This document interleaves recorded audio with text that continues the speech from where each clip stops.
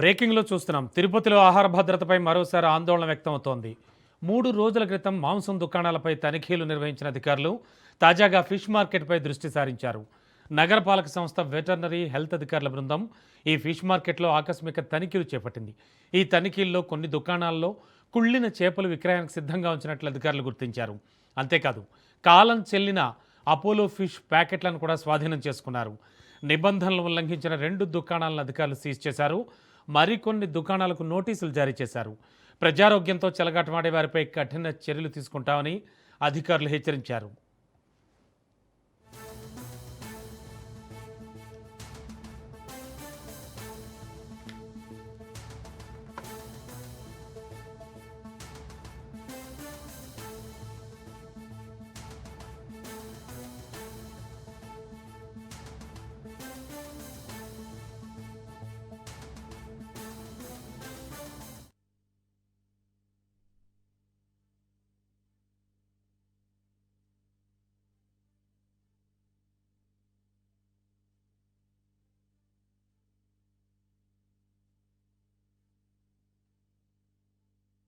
టోటల్గా మనకి 22 షాపులు మనకి ఆ ఫిష్ మార్కెట్లో ఉన్నాయి. 22 షాపుల్లో ముఖ్యంగా 9వ నెంబర్ షాప్లో మనకి చెడిపోయిన చేపలు అండ్ ఈ ఫ్రాన్స్ ఈ ఐటమ్స్ అన్ని కూడా ఫ్రిడ్జ్లో స్టోర్ చేసుకోవడం, దాన్ని ప్రజలకు అమ్మడం జరుగుతుంది. ఆ ఫ్రిడ్జ్ కూడా ప్రాపర్ కండిషన్ లేదు, ఫ్రిడ్జ్ అంతా కూడా బ్రేక్ అయిపోయింది, ప్రాపర్ స్టోరేజ్ టెంపరేచర్ లేకుండా ఆ చెడిపోయిన పదార్థాలంతా కూడా సేల్ చేస్తున్నారు. సో దానికి నోటీసెస్ ఇష్యూ చేసి దాన్ని క్లోజ్ చేయడం జరిగింది టెంపరీగా, అండ్ పెనాల్టీ కూడా వేసాం దానికి. అండ్ 10వ నెంబర్ షాప్లో మెగ్గాడ్స్ అంటే ఏదైతే ఫిషెస్ ఉన్నాయో ఇవన్నీ కూడా చెడిపోయి మెగ్గాడ్స్ కూడా బయటికి రావడము, ఆ దుర్వాసన వల్ల చుట్టుపక్కలంతా కూడా కంటామినేషన్ అయ్యే అవకాశం ఉంది. సో ఈ 10వ నెంబర్ షాప్ మాత్రం చాలా స్ట్రిక్ట్ యాక్షన్ తీసుకొని దాని ట్రేడ్ లైసెన్స్ రద్దు చేసి దాన్ని పర్మనెంట్గా క్లోజ్ చేసి ఆ బిల్డింగ్ నుంచి వాటిని ఎవాక్యుయేట్ చేసే విధంగా కూడా చర్యలు తీసుకుంటా ఉన్నాము. 22 షాపుల్లో ఈ 2 తప్ప మిగతావన్నీ కూడా కొంచెం ప్రాపర్గా నీట్గానే మెయింటైన్ చేయడం జరిగింది. సో వాళ్ళందరికీ కూడా కొంత అవేర్నెస్ ఇచ్చాము.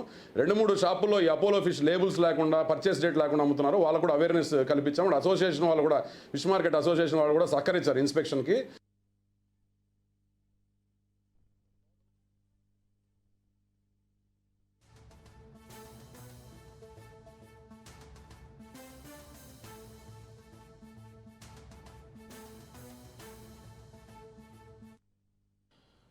రాజ్ న్యూస్ ఆన్ స్క్రీన్ చూస్తూ ఉన్నాం.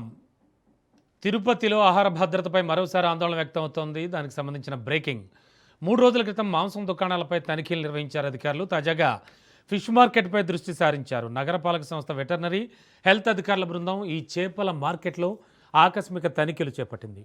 ఇక మరింత అదనపు సమాచారం అందించడానికి మా కరెస్పాండెంట్ నారాయణ రెడ్డి సిద్ధంగా ఉన్నారు. Narayana Reddy, actually fish market అంటే స్వతహాగానే కాస్త వాసన ఎక్కువ ఉంటుంది, అంటే దుర్వాసనతో కూడి ఉంటుంది. అండ్ ఇవి ఆల్రెడీ నిల్వ ఉంచినవి చాలా దుర్వాసన వస్తాయి. వినియోగదారులు మాత్రం అసలు ఎలా వెళుతూ ఉన్నారు, అండ్ అధికారులు ఏం చెప్తూ ఉన్నారు, దీనికి సంబంధించి ఈ మార్కెట్లో ఉన్న వర్తకుల పరిస్థితి ఏమిటి, వాళ్ళు ఏం చెప్తూ ఉన్నారు? యశ్రమణ, తిరుపతి నగరంలోని ఫిష్ మార్కెట్ లో కుళ్ళిన చేపలు, రొయ్యలు ఉండడం తీవ్ర కలకలం రేపుతోంది. మొన్న మటను, నిన్న చికెన్, ఈ రోజు కుళ్ళిన చేపలు వంతయింది. తిరుపతి నగరంలో ఆహార భద్రత పైన అనేక ప్రశ్నలు కూడా ఎదురవుతున్నాయి. 3 రోజులుగా నగరంలో మాంసం విక్రయాలు జరుగుతున్న అక్రమాలపైన కూడా అధికారులు ఉక్కుపాదం మోసిన పరిస్థితి కనిపిస్తుంది. అంటే తాజాగా కూడా ఈ యొక్క తిరుపతిలోని చేపల మార్కెట్ లో కూడా ఈ యొక్క అధికారులు, ఓవైపు వెటర్నరీ అధికారులు, మరోవైపు నగరపాలక సంస్థకు సంబంధించిన పారిశుద్ధ్య అధికారులు కూడా ఒకసారిగా దాడి చేయడంతో ఆ యొక్క చేపల మార్కెట్ లో కూడా అక్రమంగా, అంటే నిల్వ ఉంచిన యొక్క కుళ్ళిన దుర్వాసనలతో వస్తున్న చేపలను కూడా గుర్తించారు. ఏదైతే ఈ యొక్క చేపలకు సంబంధించి ఆ యొక్క డేట్ ఎక్స్పైర్ అయిపోయిన ప్యాకెట్లు కూడా ఈ యొక్క అధికారులు కూడా గుర్తించారు. అయితే ఇందులో మొత్తం దాదాపు 16 నుంచి 18 దుకాణాలకు అనుమతులు ఉన్నాయి. అయితే ఇందులో 2 దుకాణాల్లో కూడా ఈ యొక్క కుళ్ళిన చేపలను, అదేవిధంగా ఆ యొక్క రొయ్యలకు సంబంధించిన ఉత్పత్తులను కూడా ఫ్రిడ్జ్ లో కూడా నిల్వ ఉంచడం కూడా గుర్తించారు. ఇవి ఎక్స్పైరీ డేట్ అయిపోవడంతో కూడా అవి దుర్వాసనతో పాటు కుళ్ళిపోయినట్లు కూడా గుర్తించారు.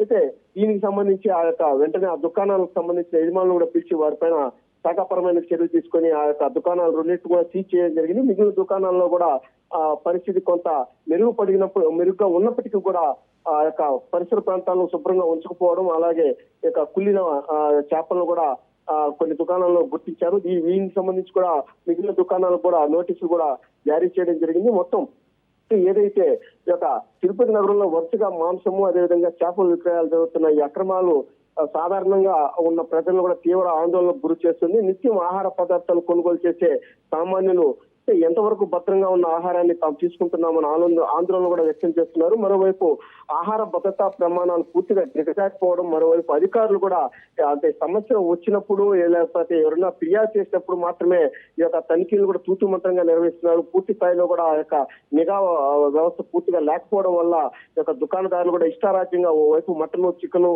చేపలను కూడా కుళ్ళిన దుర్వాసన వచ్చిన వాటిని కూడా విక్రయిస్తూ ప్రజల ప్రాణాలతో కూడా చెలగాట మారుతున్నారు. దీనిపై కూడా పూర్తి స్థాయిలో కూడా నిఘా ఉండకపోవడం ఇందుకు కారణమని కూడా స్థానికులు అదేవిధంగా ప్రజలు తీవ్ర ఆగ్రహాన్ని వ్యక్తం చేస్తున్న పరిస్థితి కనిపిస్తుంది. రమణ.